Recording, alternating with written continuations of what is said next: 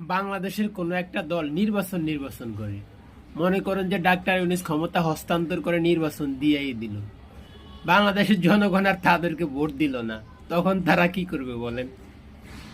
আমও হারাবে, সালাও হারাবে। অতএব আমি মনে করি কি জানেন, ডক্টর ইউনূস যতদিন দেশ চালাইতেছে চালাও।